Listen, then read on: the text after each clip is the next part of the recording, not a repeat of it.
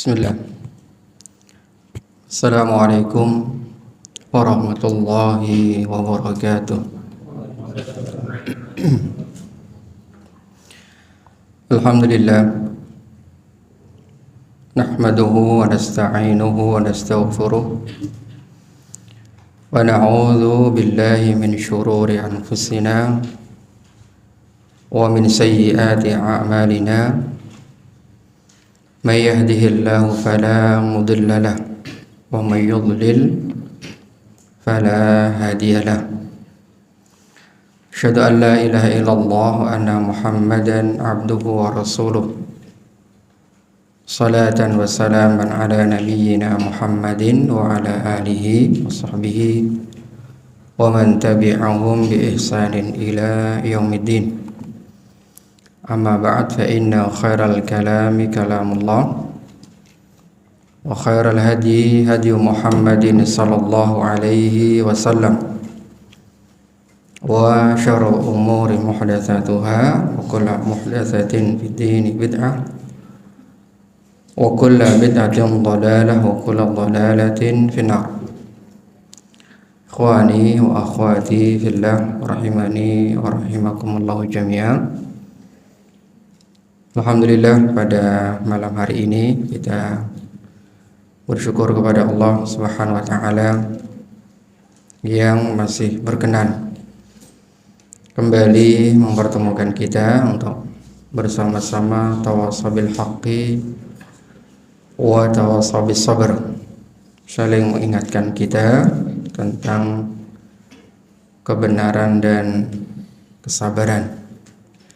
Semoga Allah Subhanahu wa taala tunjukkan yang hak itu hak dan memberikan kita kesabaran untuk menjalankan yang hak tersebut, dan juga Allah tunjukkan yang batil itu batil dan Allah Subhanahu wa taala berikan kita kesabaran untuk meninggalkan kebatilan tersebut. Salat dan salam semoga tetap senantiasa tercurahkan untuk hasanah kita, suri tauladan kita, panutan kita, baginda Rasulullah SAW bersama keluarga beliau, sahabat beliau, wa tabi'in, dan mudah-mudahan kita semuanya diberikan taufik oleh Allah istiqomah di atas sunnah Rasulullah SAW, juga sunnah para sahabat hingga ajal menjemput kita. Allahumma amin ya Rabbal alamin. Ikhwani wa akhwati fillah rahimani wa rahimakumullah jami'an. Kita lanjutkan pembacaan kitab Tasihul Aqidah Islamiyah. Di pertemuan terakhir kita sampai pada beberapa sifat orang-orang munafik. Terakhir sampai kepada sifat as-safah, wadha'fu tafkir, bahwa orang-orang munafik memiliki sifat lemah dalam berpikir, ya, atau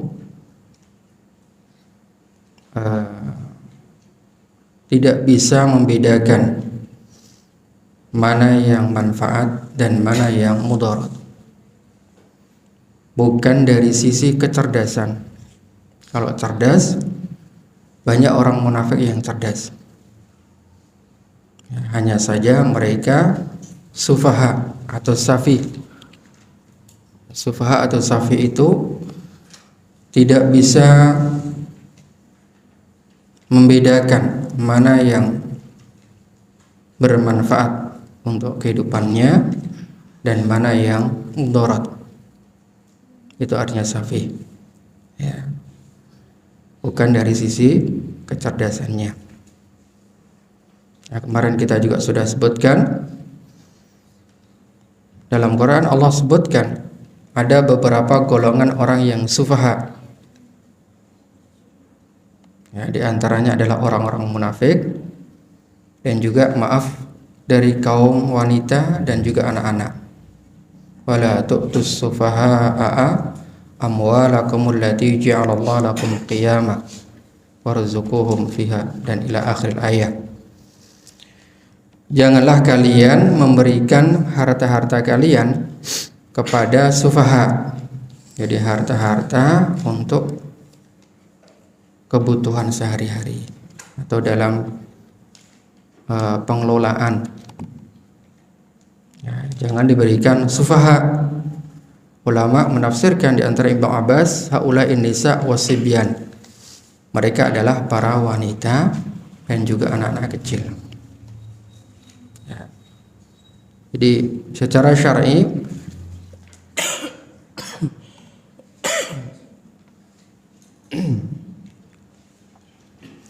wanita itu sebenarnya tidak layak untuk diserahi dalam mengelola uang, apalagi sampai uang negara. Ya. Tadi ya, sufaha itu kurang bisa mengetahui mana yang maslahat dan mana yang mudarat. Kalau cerdas bisa aja cerdas, hitung-hitungan bisa cerdas, bahkan mungkin bisa melebihi kaum laki-laki. Tapi untuk kemudian dialokasikan, oh ini yang lebih layak, lebih penting, lebih manfaat, oh ini yang mungkin harus ditunda dulu. Nah itu hanya dimiliki oleh kaum laki-laki. Ya. Kalau untuk umpama wanita, ya memang Allah takdirkan kemampuan dalam hal itu lemah.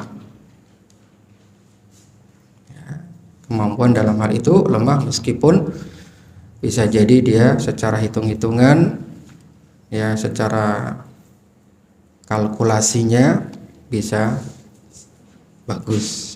Tapi dalam hal tersebut tadi, untuk kemaslahatan, kemudaratan itu lebih sempurna laki-laki dibandingkan dengan wanita. Maka demikian pula lah orang-orang munafikun, Allah Subhanahu wa taala sifati seperti kaum wanita dan anak-anak. Jadi mereka adalah orang-orang yang memang tidak bisa juga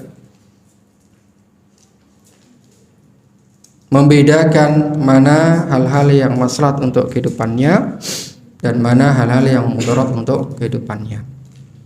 Ya. Hal ini dasarkan pada firman Allah Subhanahu wa taala dalam surah Al-Baqarah ayat ke-13. Allah Subhanahu wa taala berfirman, wa idza qila lahum aminu kama amanan nas qalu anu'minu kama amanas sufaha ala innahum humus sufaha'u walakin la ya'lamun. Kalau dikatakan kepada mereka, orang-orang, ya bukan, tentu enggak langsung ya, berimanlah kalian seperti imannya manusia pada umumnya. Kama amanan nas. Ulama menafsirkan siapa manusia tersebut? Yaitu para sahabat. Ya, orang-orang munafik, berimanlah kalian seperti imannya para sahabat. Iman para sahabat ya iman yang sejati, antara zahir dan batin sama. Kalau orang munafik kan nggak sama, zahir sama batinnya berbeda. Maka Allah perintahkan kepada mereka, kalian kalau beriman, berimanlah seperti para sahabat, zahir dan batinnya juga beriman. Jangan hanya zahirnya saja, batinnya menyimpan kekufuran. Ya, apa jawab mereka? Qalu anu'minu kama amanas sufaha. Ya, mereka menjawab, apakah kami mau beriman seperti imannya as-sufaha, orang-orang yang dungu, orang-orang yang tidak bisa melihat maslahat mudarat. Ya, jadi mereka menuduh para sahabat itu apa? Mereka menuduh para sahabat itu orang-orang yang apa? Dungu. Mereka mengatakan itu kan orang-orang yang nggak tahu mana maslahat mudaratnya. Makanya mereka beriman kepada Muhammad. Itu tuduhan orang-orang munafik kepada para sahabat. Ya. Maka apa jawaban Allah Subhanahu wa taala? Ala innahum humus sufaha. Ketahuilah bahwa sebenarnya yang dungu, yang safih, yang lemah akal itu adalah mereka, bukan para sahabat. Walakin la ya'lamun, cuma mereka tidak sadar. Ya jelaslah kalau orang beriman dengan keimanan yang sejati, ya itulah keimanan yang bermanfaat. Mungkin anggapan mereka, iman mereka iman yang sudah tepat. Karena dengan iman mereka bisa mendapatkan apa yang mereka inginkan. Ya tidak. Harta mereka dijaga, ya jiwa mereka terjaga, ya toh. Secara zahir mereka mendapatkan apa yang mereka inginkan, ya. Tetapi tentu itu hanya di dunia, ya kan? Nanti di akhirat jelas Allah ancam innal munafiqina fit darkil asfali minan nar. Maka Allah sebutkan yang dungu itu mereka, bukan para sahabat. Mereka belum tahu saja. Coba nanti kalau sudah dari kiamat, baru mereka sadar. Ternyata iman mereka iman yang tidak benar. Ya. Jadi ini di antara sifat orang-orang munafik yaitu as-safah, orang yang lemah dalam berpikir. Nggak bisa bedakan antara yang tadi maslahat dan mudarat. Kata beliau al-mu'allif rahimahullah, hal ini ditunjukkan dengan beberapa sifat turunannya, turunan dari sifat yang menunjukkan kedunguan tadi. Apa itu? Kata beliau, itharuhum dunya al-faniyah 'ala al-akhirah wa hirsum 'ala hitami dunya aktsaru min hirsihim 'ala ta'atillahi allati hiya sababu li sa'adatihim fid dunya wal akhirah.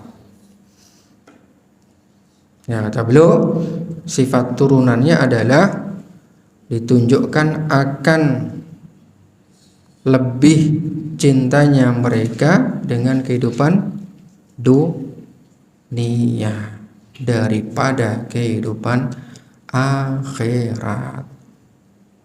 Tuh. Itu menunjukkan kedunguan mereka. Ya kan? Mereka menunjukkan kemunafikan kan hanya untuk dalam rangka untuk mendapatkan duniawi. Tidak lebih dari itu. Ya kan? Maka itu justru menunjukkan kedunguannya itu buktinya. Bukti bahwa mereka itu dungu.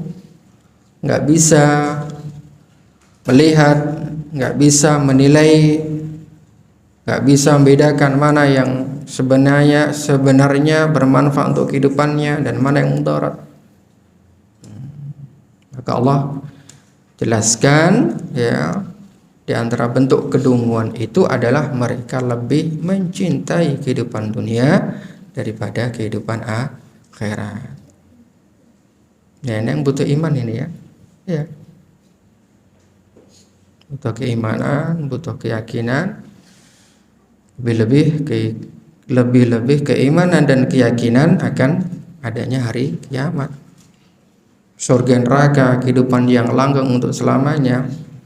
Bagi yang berakal, yang bisa membedakan, oh ini maslahat, ini mudarat, tentu dia akan lebih memilih apa? Kehidupan akhirat atau kehidupan dunia? Ya, akhirat lah, jelas. Maka itulah bukti orang yang cerdas itu seperti itu. Maka dalam hadis sebutkan, al-kayyisu man dana nafsahu wa amila lima ba'dal maut. Tapi ada yang mengatakan hadisnya dhaif. Tapi maknanya sahih.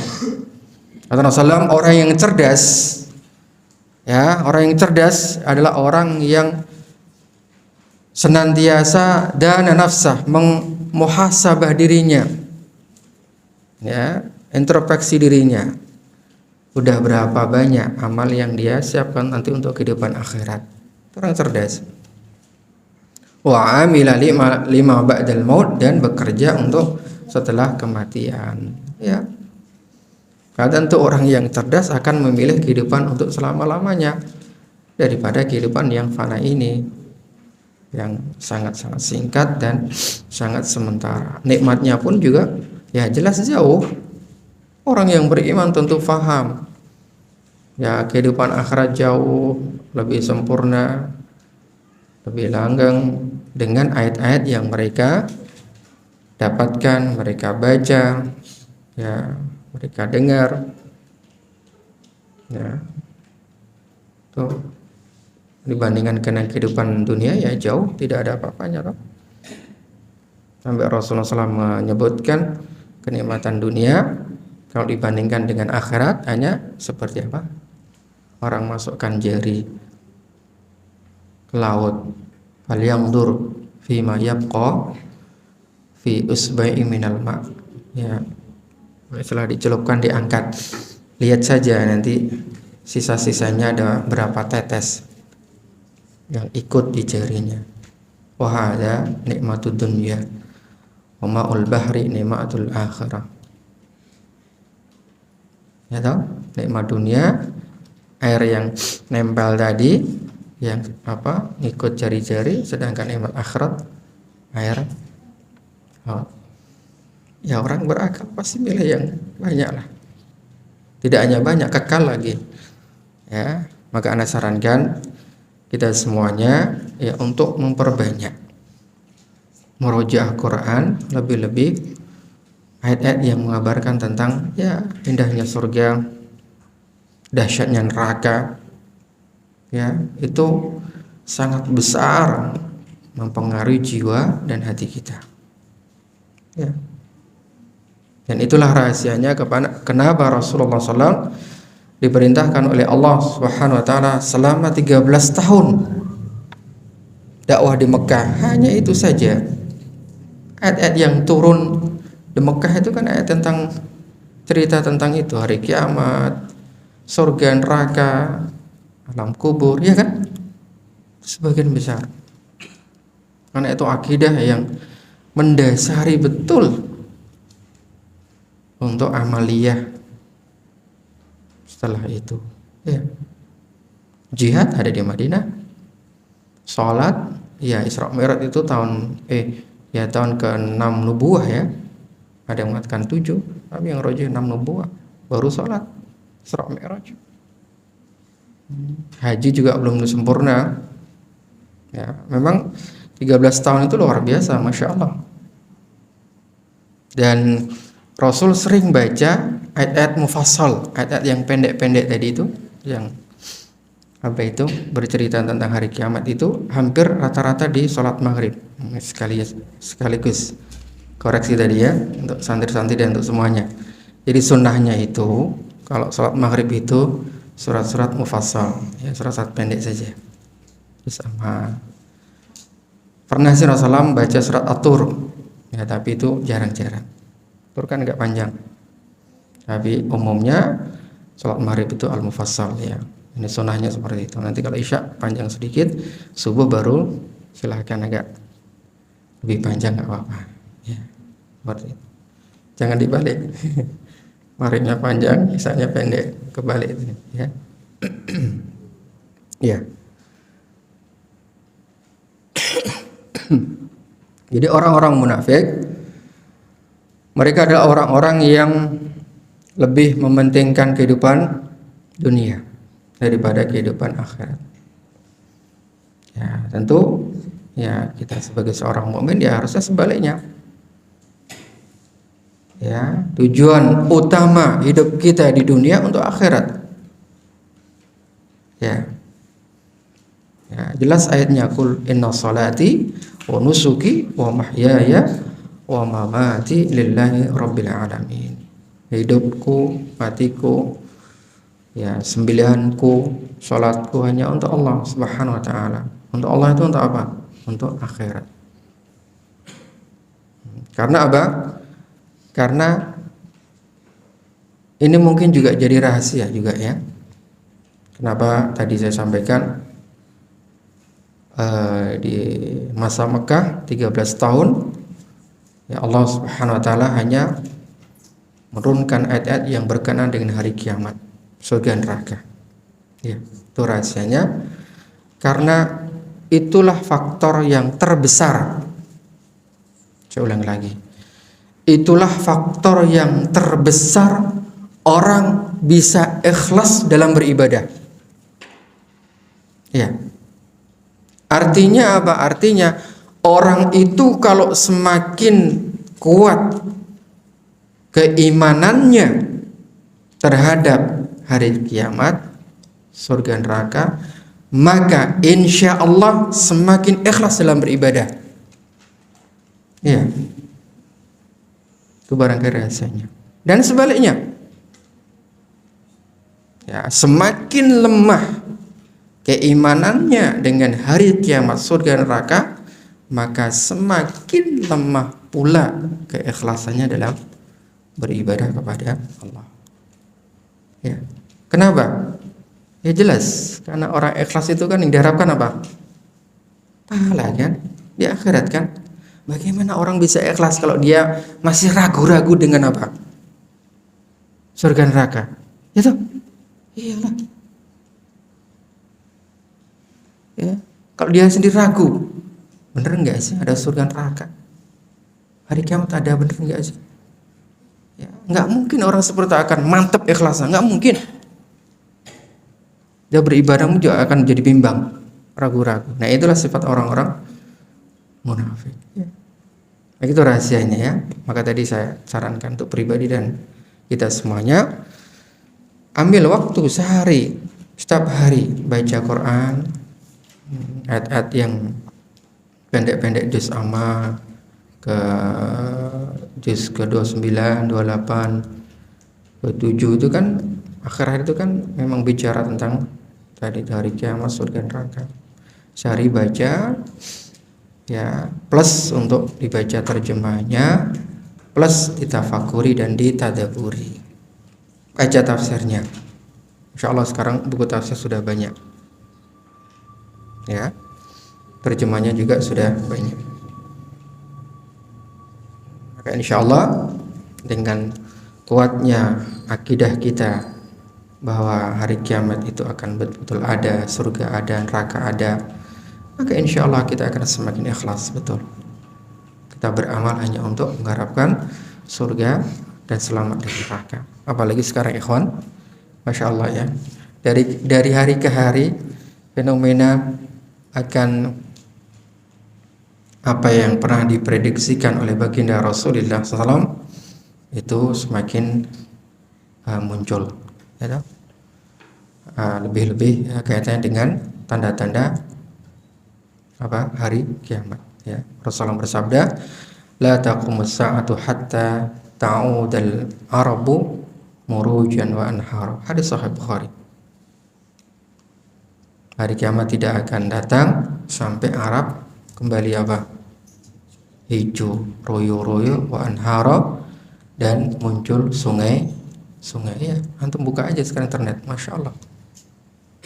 Ya, bukit-bukit yang awalnya berupa bebatuan padas sekarang betul-betul hijau, padang pasir aja, masya Allah. Ya,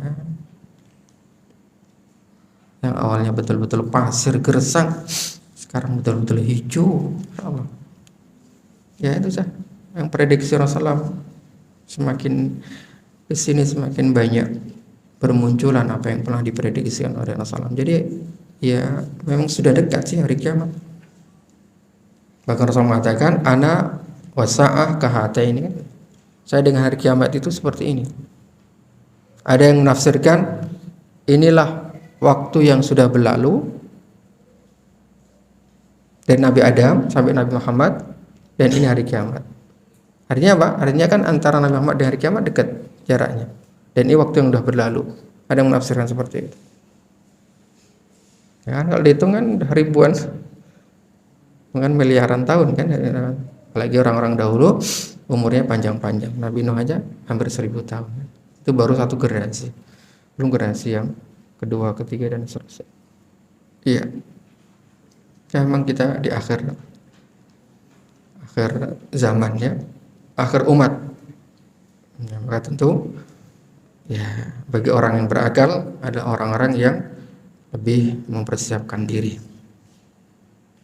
lebih berpikir bagaimana nanti bekal untuk kehidupan di akhirat kelak.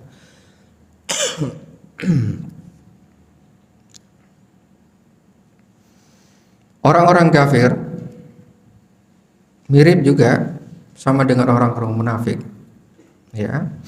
Allah firmankan dalam surah Ibrahim ayat kedua dan yang ketiga. Wailul lil kafirina min adzabin syadid alladzina yastahibbuna al-hayata ad-dunya 'ala al-akhirah wa yasudduna an sabilillah wa yabghunaha 'iwaja ulaika fi dhalalim ba'id. Celakalah orang-orang kafir.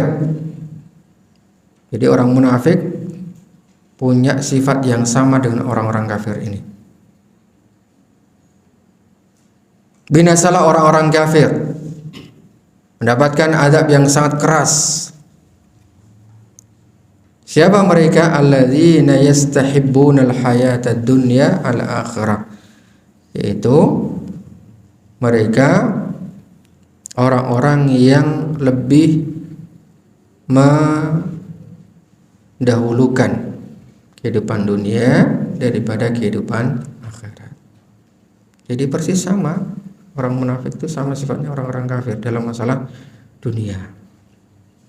Ya, lebih mementingkan kehidupan dunia daripada akhirat. Dan Allah ancam itu. Wailul lil kafirin. Celaka. Wail itu ada yang mengatakan lembah yang ada di neraka. Di neraka itu ada lembahnya. Bawah lagi. Ngeri. Ya, waliyahzubillah. Dan neraka itu dalam, masya Allah ya. Hadis riwayat Muslim. Suatu hari Rasulullah SAW duduk-duduk bersama para sahabat. Tiba-tiba mendengar suara sesuatu yang jatuh ya sampai di dasar sebuah dasar keras. Maupun Rasulullah bertanya, tahukah kalian ini suara apa? Mereka menjawab, Allahu wa Rasuluhu a'lam. Allah lebih tahu apa itu yang terjadi. Rasulullah mengatakan, ini adalah sebuah batu yang dijatuhkan di neraka sejak 70.000 tahun yang lalu. Sekarang baru sampai. Nggak terbayang berapa dalamnya. Berapa? Iya, hadis Sahih Muslim.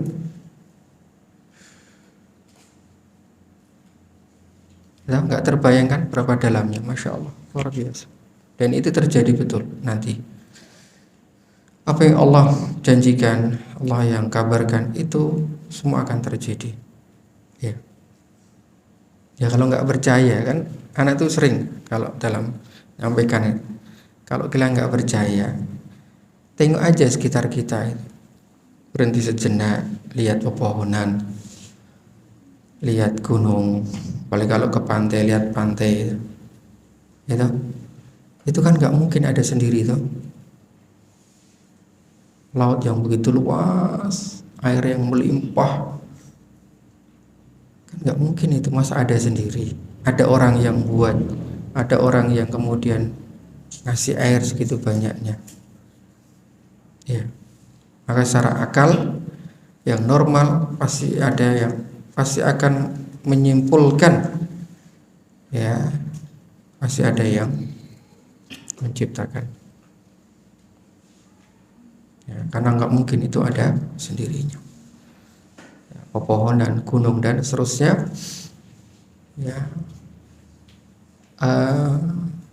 coba padi saja. Ya, mungkin yang punya kerjaan di sawah, Pak petani ya. Pak petani itu kan nggak bisa numbuhkan padi itu, ya toh? Pak petani itu kan hanya bisa nyeblok gitu, sama ngemes dan seterusnya. Yang kemudian menumbuhkan besar itu kan bukan Pak petani itu, ya kan? Iya, sampai ada tumbuh biji padi sampai panen, itu bukan Pak petani itu, bukan. Masih ada yang numbuhkan, ya. Dan itu nggak mungkin ada sendirinya, nggak mungkin. Nah, itu dalil yang sederhana bahwa kita itu makhluk Allah dari Allah dan kita akan kembali kepada Allah Subhanahu wa taala. Dan semua apa yang dikabarkan Allah di Al-Qur'an itu pasti terjadi. Dunia ini akan hancur, itu pasti terjadi. Kita akan kembali kepada Allah dan minta pertanggungjawaban, itu pasti terjadi. Surga neraka ada, itu pasti terjadi. Itu harus kita yakini. Karena itulah sekali lagi yang bisa mendorong kita untuk menjadi hamba-hamba yang mukhlis, ikhlas dalam beribadah kepada Allah Subhanahu wa taala. Maka dengan itulah kita juga akan lebih cinta dengan akhirat. Iya. Cerita tentang bagaimana para sahabat dulu berjuang berjihadnya itu masya Allah luar biasa. Nanti antum bisa bacalah sirah-sirah. Ya, salah satu di antara adalah Abu Darda. Banyaklah. Ketika beliau membaca satu firman Allah, wa im minkum illa wariduha, dalam surat Maryam. Ya, kemudian berhenti dan meneteskan air mata. Itu artinya apa? Dan tidaklah di antara kalian kecuali akan mampir di neraka. Maka beliau berhenti sana, kemudian meneteskan air mata, nangis sesegukan. Ketika ditanya sama istrinya, wahai suamiku, kenapa Anda menangis? Ya, beritahu sama saya, nanti kalau saya harus menangis, saya juga akan ikut menangis. Ya, itu isinya seperti itu. Kemudian beliau mengatakan, wahai istriku, tidakkah engkau mendengar? Baru saja saya membaca firman Allah, wa im minkum illa wariduha, tidaklah di antara kalian kecuali akan mampir neraka. Dan kita tidak tahu kapan kita akan dikeluarkan oleh Allah Subhanahu wa taala dari neraka tersebut. Itu yang membuat hati saya gemetar, gak kuat. Kemudian ya, kau lihat sendiri bagaimana air mata saya keluar. Ya itu para sahabat seperti itu, karena yakinnya, hakul yakinnya dengan Al-Quran dan apa yang dikabarkan dalam Al-Quran. Itu masih buahnya, antum baca aja surah. Di antara bisa, kayak sudah terjemahan juga, Suwar min Hayatus Sahabah, itu juga bagus itu, ada terjemahannya. Ya. Bagaimana mereka bermuamalah, mereka bisa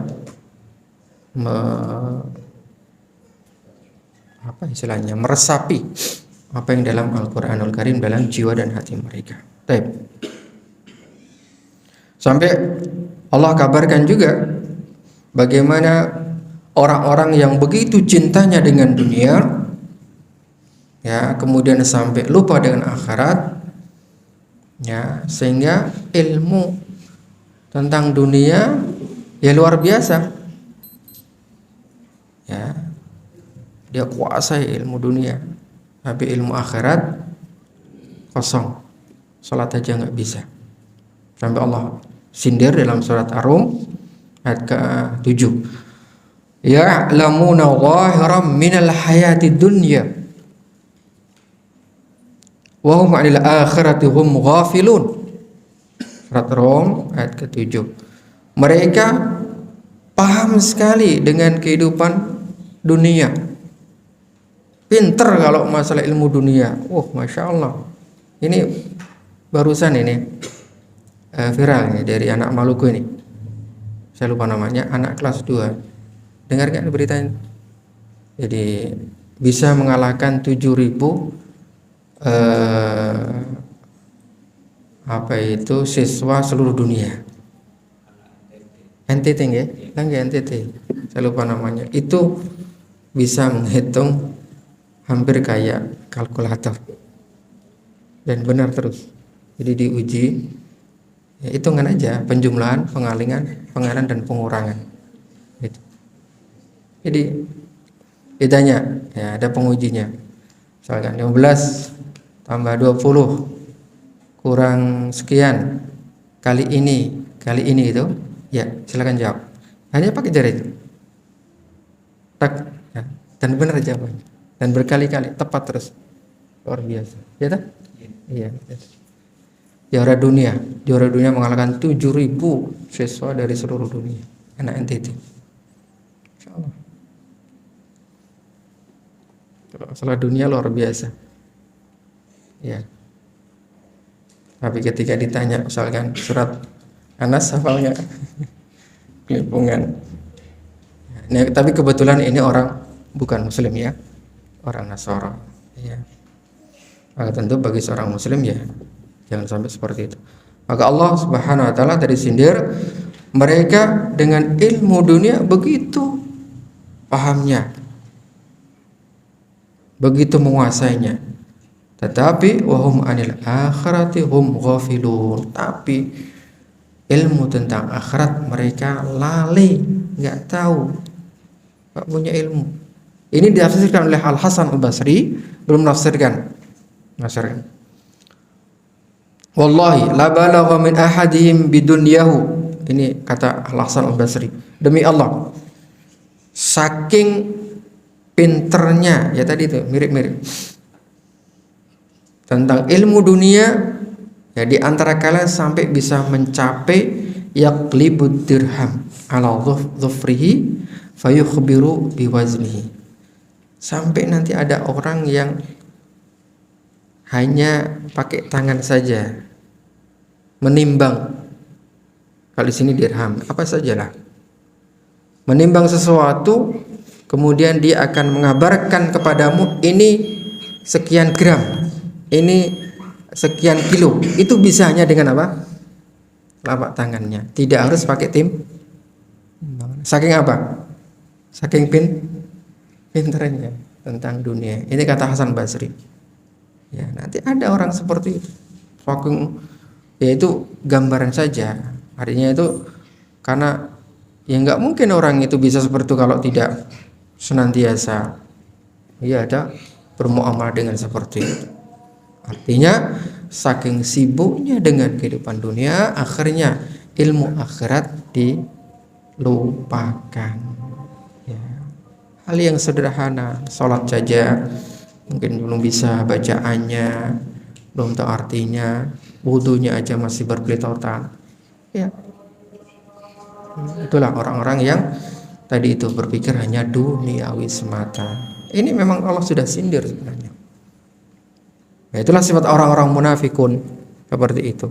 Ya, maka tentu sekali lagi bagi kita ya jangan sampai seperti itu. Ya, bagi seorang mukmin yang beriman sejati, iman yang benar dan iman yang sahih, ya adalah orang-orang yang lebih ya berpikir, lebih mempersiapkan diri ya untuk kehidupan yang selamanya. Ya. Maka prinsipnya seorang mukmin seluruh kehidupan 24 jam itu hanya untuk lillah. Itu prinsipnya. Ya, sampai tidur pun diusahakan untuk niat sebagai ibadah. Dan itu yang disebut dengan Mu'adz bin Jabal. Mu'adz bin Jabal suatu ketika beliau ditanya, "Wahai Mu'adz, kaifa hasibta naumaka?" Faqala hasibtu naumi kama hasibtu qiyami. Itulah generasi para sahabat. Beliau ditanya, "Wahai Mu'adz, kamu anggap bagaimana tidur kamu itu? Kalau kamu tidur, kamu niatkan apa?" Ya, ketika beliau ditanya seperti itu belum jawab. Hasibtu naumi kama hasibtu qiyami. Saya niatkan tidurku seperti saya niatkan ketika saya bangun. Kalau saya bangun, saya jadikan ibadah untuk ya berjihad, untuk sholat, untuk bersedekah, untuk silaturahim dan seterusnya, maka demikian pula lah ketika saya tidur. Ya, saya juga niatkan untuk beribadah kepada Allah. Jadi 24 jam memang betul-betul hidupnya diserahkan untuk Allah Subhanahu wa taala. Itu prinsip seorang mukmin ya. Dan itu sekali lagi prinsip itu akan ada kalau kita semakin kuat yakin akan adanya hari akhirat. Adanya hari ya kehidupan yang memang itu untuk selama-lamanya dan tidak akan pernah berakhir. Ya. Itulah yang membuat orang bisa semakin ikhlas kepada Allah Subhanahu wa taala. Baik. Sampai sini aja ya. Cukupkan aja. Demikian yang bisa Ana sampaikan, ya, sedikit-sedikit saja. Semoga bisa istiqomah dan rutin dan bisa mudah-mudahan semakin bisa makmur, bisa bertambah jamaahnya dan tentu bisa bertambah pahalanya. Allahumma shalli ala Muhammad wa ala alihi washabihi ajmain. Assalamualaikum warahmatullahi wabarakatuh.